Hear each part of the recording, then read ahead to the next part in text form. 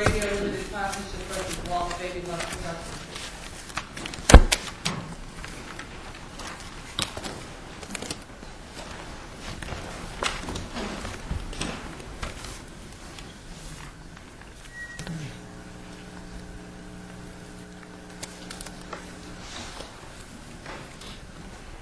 Mr. Myrick?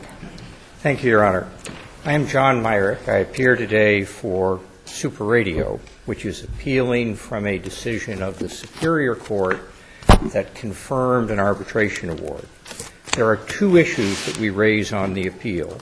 The first is whether an arbitration panel has the power to impose a fine, and the second is whether representation in an arbitration by an attorney who is not admitted to the practice in Massachusetts is undue means.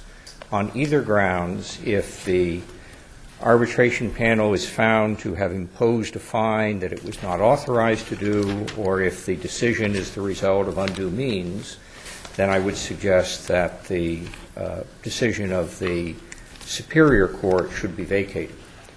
Well, here, you talk about the imposition of a fine for discovery violations, but at the end of the day, didn't the panel simply enter a judgment using that as a measure of loss, the only measure of loss that they could really get their arms around in light of the fact that your client refused to produce documents? To some respect, that's correct, Your Honor. They did call it a fine, and they made no bones about that. Well, when they imposed it, they called it a fine. When they imposed it, they called it a fine. And they have no power to impose a fine. Then at the end of the day, when they couldn't come up with any basis on which to determine damages, they fell back on the fine. There is no effort to tie the arbitration award to any damages actually sustained by Walt Love.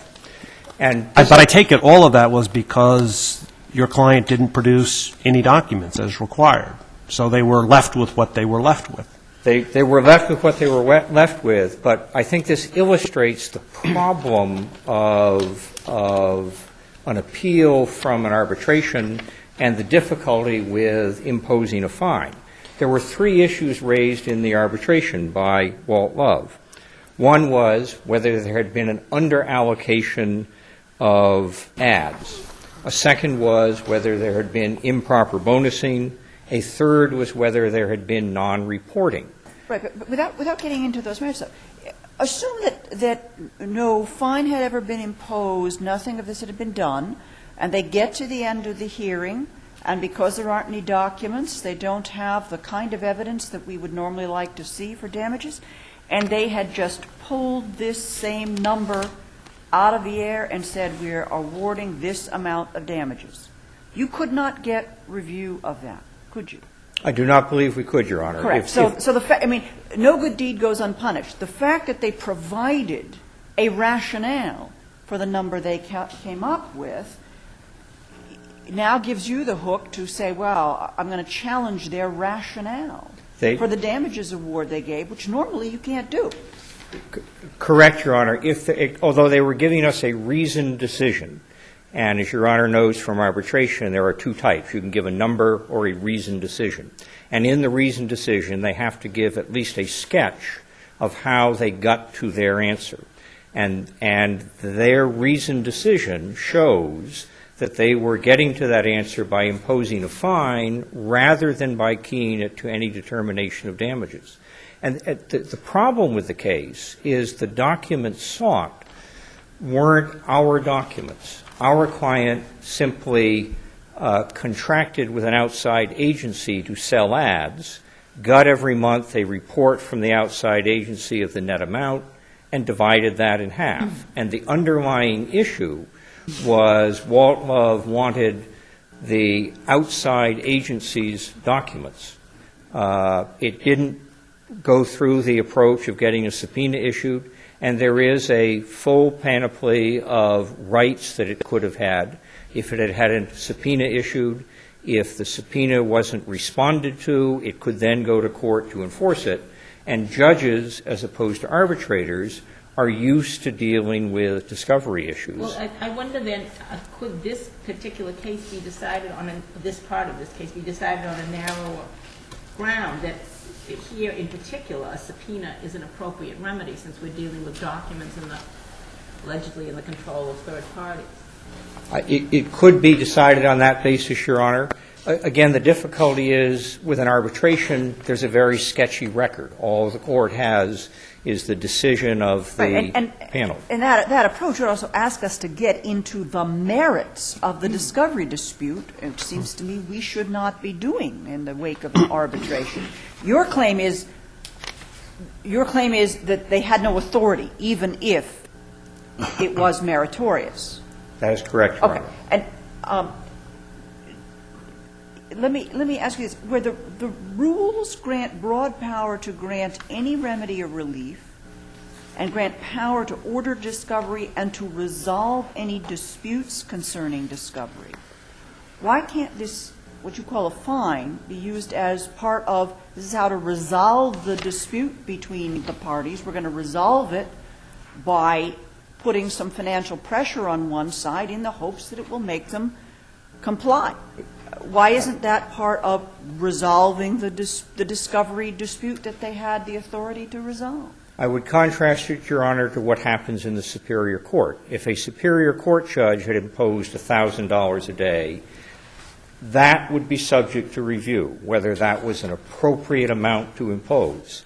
If we follow Your Honor's logic to the extreme, whatever a panel of arbitrators wanted to do in the context of resolving a dispute would be non-reviewable. Well, lots of things in arbitration are non-reviewable. I don't find that shocking to be told this would not be reviewable. Findings of fact are certainly not reviewable. And erroneous conclusions of law Are not reviewable. That is correct, Your Honor. So if this is an erroneous, I understand you're trying to get it, around it, but isn't this it may be an erroneous conclusion of law?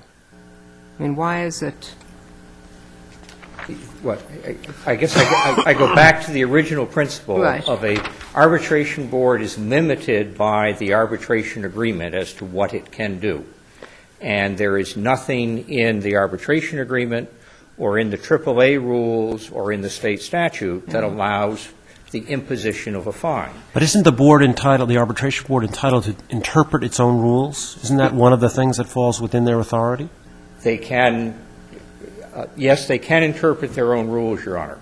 Here, however, we have some guidance from the legislature, because when Massachusetts adopted the Uniform Arbitration Act, it did not have a provision to impose sanctions.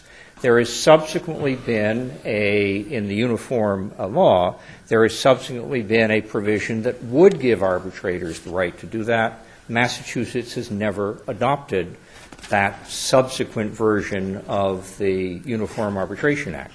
What about the American Arbitration Association? What's their position?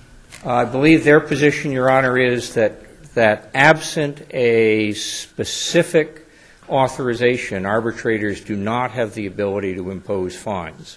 That the key is you go back to what the arbitration agreement says and to what the rules of arbitration say.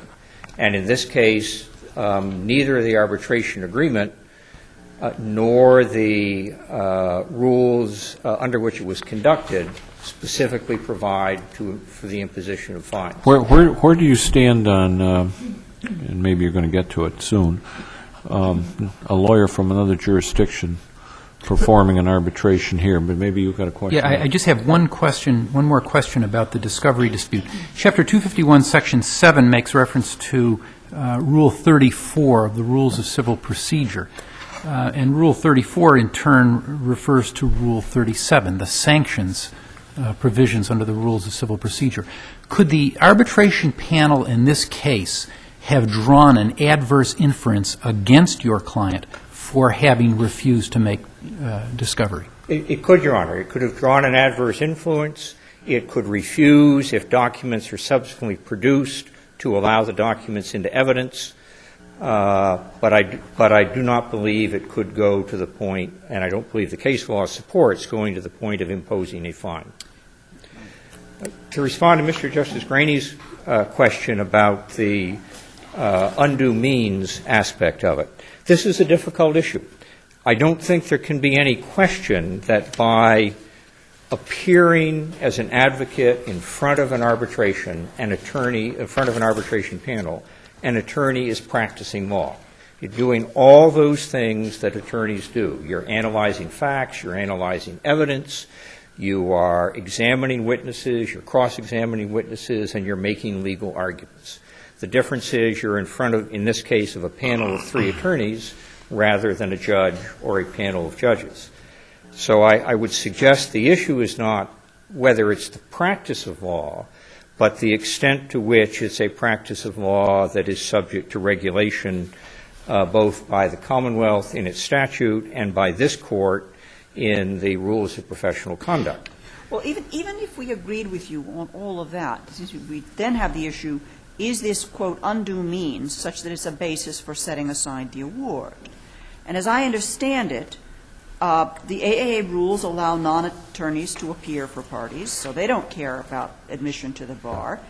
The agreement to arbitrate was an agreement to arbitrate under the AAA rules, which meant your client agreed that the other side could be represented by a non-attorney.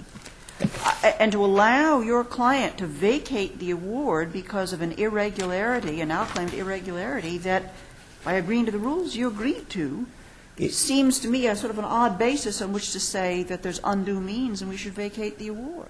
If this were a post-arbitration motion, I would suggest Your Honor's argument has a great deal of merit to it.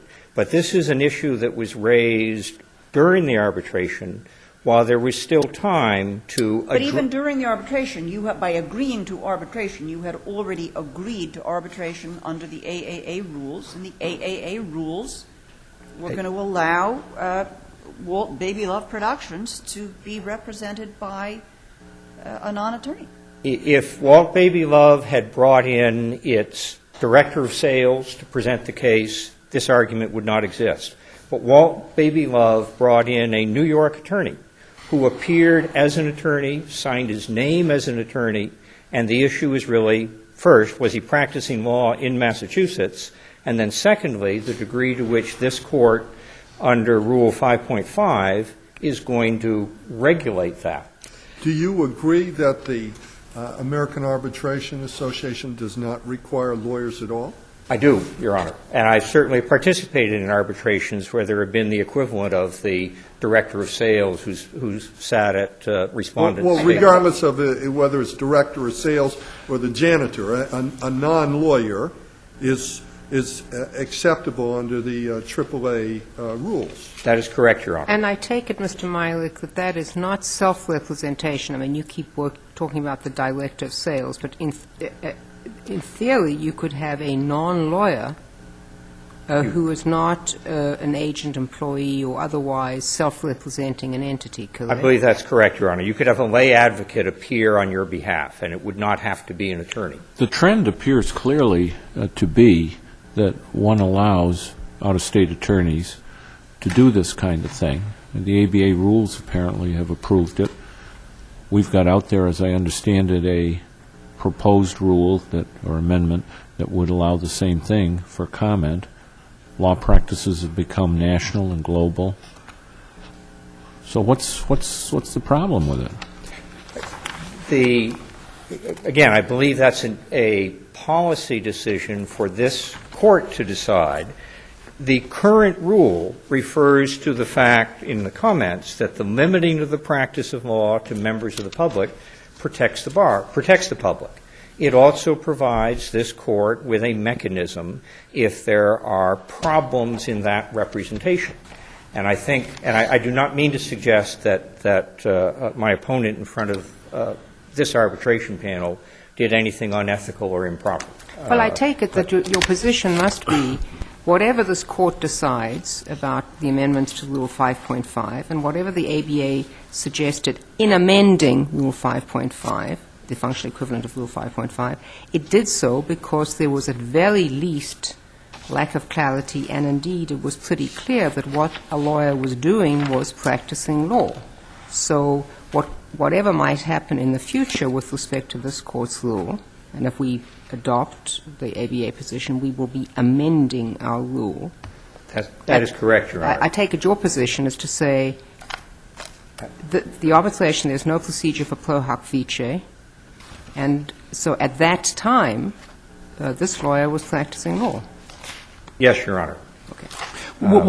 When you say there was no method for admission pro hac vice, why couldn't the lawyer have filed a petition in the Superior Court where this arbitration award was likely to either be vacated or confirmed, or apply to the SJC? I think the lawyer could have done either of those. That was part of the reason of raising it initially, and the lawyer decided not to make any such effort. This came in the heels. Well, the arbitrators ruled in that lawyer's favor on the issue. They actually And said, in their view, it wasn't unauthorized. They didn't see a problem with it, so at the you didn't time take the any motion. further action. Well, it's a matter of timing, Your Honor. The motion was filed before the actual arbitration. They deferred it until acting on the arbitration itself, so it came through afterwards. I see I'm out of time. I appreciate the Court's indulgence on this, and I would ask that on either ground that the Court vacate the decision of the Superior Court that had affirmed the award of the arbitration panel. Thank you. Thank you, Mr. Miley. Mr. Geelan? May it please the Court, my name is John Geelan. I represent the appellee, Walt Baby Love Productions. We've come before the Court today to ask that the arbitration award be confirmed. If the discovery sanctions were a proxy for damages, why couldn't the arbitrator have simply awarded damages in that amount? Well, I think the arbitrators were candid in that the bad acts of Superadio prevented it from ascertaining damages with precision. But it was clear that they found that there was a breach of the agreement, there was underreporting, and as Justice Cordy's argument or questions seem to point out, it's very clear that what they did was use the discovery sanctions as a proxy for damages. And it made sense because Superadio had the documents. I have to correct the record on that. That the record indicates. Why couldn't they then have made a finding or findings adverse to the plaintiff on the issue that was affected by the lack of discovery? They did make an issue. They said that they quite clearly said that inferences could be drawn based on Superradio's refusal, not inability, but refusal to produce documents that it had in its possession at the arbitration. Why isn't that sufficient? Why is that? Why isn't the drawing of adverse inferences to the plaintiff, to the party who refuses the discovery, why isn't that sufficient? Well, because they had to render an award. And what they did is they wrapped their arms around the figure that they had before them, which was the $271,000 amount of discovery sanctions. And that made sense because Superadio at any time could have produced the documents and turned the meter off. But Mr. Geelan, would you agree at least that that there's an almost clear statement that that this party is being sanctioned in some respect for not producing the documents? I do agree with that, Your Honor. And how do you deal with the fact that in Massachusetts at least, our legislature has not amended the rules of uniform rules of arbitration, I mean, has not amended a statute to provide for monetary sanctions for a party's failure to comply with a production request? In other words, why wasn't your client free to go into Superior Court, seek a subpoena, get a subpoena to have the documents produced? Well, it's very clear, Your Honor, that to answer Your Honor's questions, there was no need for the legislator to amend this statute with respect to the facts and circumstances of this case. And the reason is you had a very broad arbitration agreement that said that any disputes, including but not limited to disputes regarding the payment of money, should be arbitrated. And that our position is that's broad enough to encompass what the arbitrator did but here. Isn't that a fairly standard, I mean, you call it fairly broad, but it's a very standard provision. I mean, it's not a particularly broad provision. I think the legislature would expect that to be the case. Well, the cases characterize it as a broad provision because it's they call it an any disputes provision. Right. It doesn't limit the amount of damages. It doesn't limit the type of relief. And what the cases say is that when you have a provision like that, the arbitrator's power is at its zenith. Well, why didn't the panel here say, well, we're going to give you $1 in damages and you're going to pay $271,000 in sanctions? Could they have done that? It could have done that, but really that question... It could have done that? That question, it clearly found that there was underreporting and that there were damages. The manner in which it calculated the damages or the award was based on the sanction. Could it have awarded $1 in damages and then separately $271,000 in sanctions? I suppose it could have, Your Honor, if it had chosen to do that. But this inquiry that we're having now is precisely what your cases, this Court's cases, have said that courts should not do. Courts should not go into the thinking of the arbitrators and to determine how they arrived at a particular In this case, award. we don't have to go into the thinking of the arbitrators. That's what that I took it was at least we have a decision. It's not as if we've got a damage award and a plaintiff is in here saying, an appellant is in here saying, let me tell you what they said the last time we appeared before them. They said, look, we don't think they've really proved up damages, but we think your conduct during discovery was abysmal, so we're awarding $1 plus the $272,000.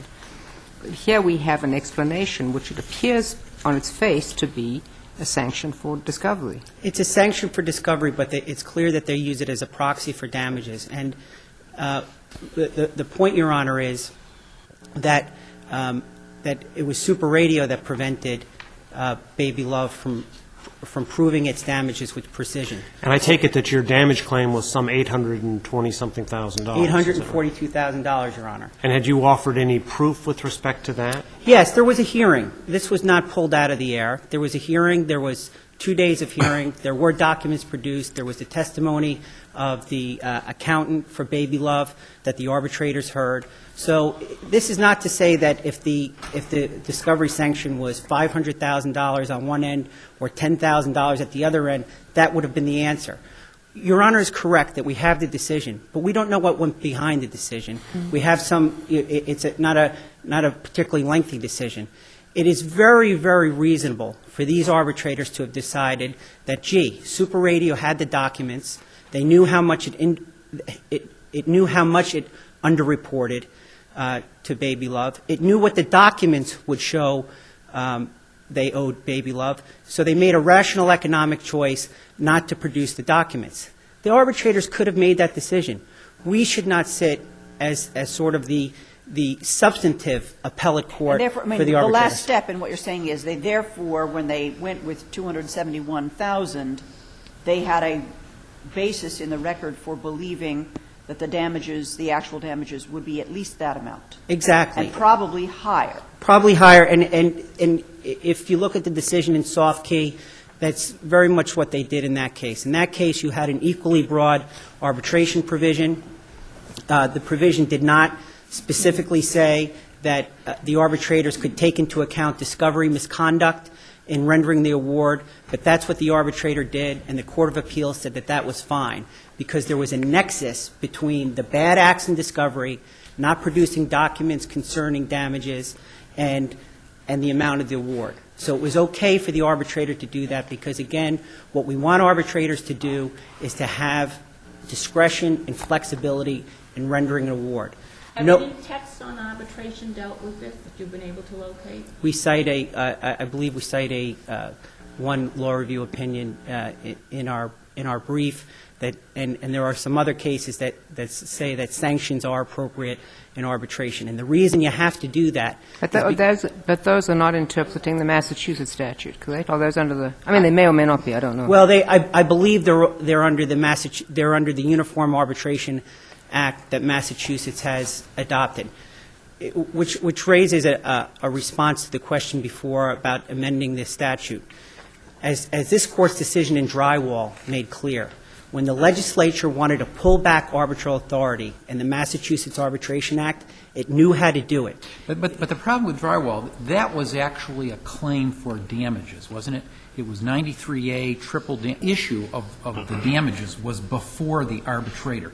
Here we're not talking so much about the dispute that launched the arbitration, but the conduct in which the arbitration was conducted. But here the arbitrator heard the evidence. It did not issue just a naked sanction. It didn't have a $271,000 sanction for the discovery and a separate damage award. It used the damages, a number that was equitable because Superadio was aware of the number at the time it sat down for the arbitration. And that's how the arbitrators got there, and there was a reasoned basis to do it if we wanted to second-guess the arbitrators. Wouldn't it have been intellectually more honest for the arbitrator to say, we can't calculate the damages, which is what he said, or what the panel said, but we're just going to give you $271,000 in sanctions? Well, they basically said the award was $271,000, and that they were using that as a proxy for damages. They gave, at core, what we have is a commercial dispute where one side says, you owe me money, and the arbitrator said, having heard the evidence, this is the amount of money we think that you should get. What does proxy for damages mean? Is that a term of art? Has it ever been used before? I think it's, to me, what it means, it's not, it doesn't appear in a prior case, but to me what it means, or what I'd like to convince you it means, is that it's a number that's out there that the arbitrator says, we can't give damages because of bad acts, but they knew about the $271,000 plus interest, so we think that it's at least reasonable that the documents they had are worth that much. Are worth that much. Are worth that much, because otherwise they're rational actors, and why not produce them? So, Mr. Geelan, if I could move to the other point, because your time is running, about the unauthorized practice of law. As I read your brief, in essence you are saying we don't actually have to decide if this is the unauthorized practice of law, because whether it is or it isn't, and you say it isn't, right. But whether it is or it isn't, in any event, under established precedent, the arbitration award cannot be vacated. That's correct. In none of the cases that Superadio cites, is there any suggestion that if somebody engages in the unauthorized practice of law, that you should vacate the arbitration provision? The Bierbauer case was a fee dispute case. It went against the out-of-state lawyer who was representing a California plaintiff, and what the court said in that case was simply that you couldn't get your attorney's fees. It left the underlying arbitration award intact, and so did Rappaport, so did Creasy, so did all the cases. Is there any suggestion in this case that had they either gone to the Superior Court that would have had jurisdiction over a motion to or petition to vacate or confirm the award, or to a single justice of the Supreme Judicial Court, that a pro hoc vice petition would not have been allowed? I don't think there is, Your Honor.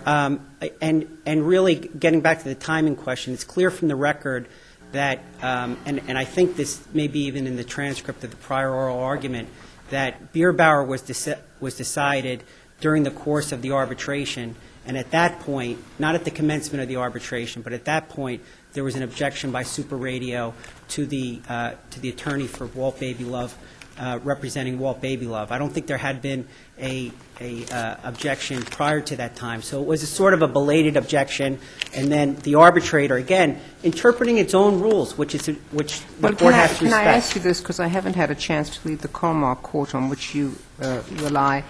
It seemed to me, as you described that case, there was an implicit, if not explicit, ruling that what was going on here was not the practice of law.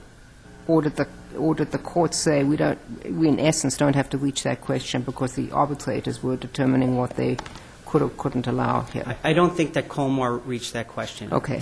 They noted that, apparently according to you, they made some reference to the ABA model rule of professional conduct, the 5.5C rule, but we haven't adopted that yet in Massachusetts. Clearly, the thrust of our argument is that certainly it wasn't the unauthorized practice of law, but even if you were to find that, it doesn't affect the underlying arbitration provision. If I could come back for just a minute on the first issue, unless any of the justices have a further question on the unauthorized practice of law question. To come back to your question on the Massachusetts statute and And the scope of and discovery. The Massachusetts statute explicitly says you can't award attorney's fees. There's an explicit prohibition of awarding attorney's fees absent agreement. That is the proper inquiry here. The inquiry is not whether the arbitration agreement or the Massachusetts statute or the rules specifically say you can award sanctions.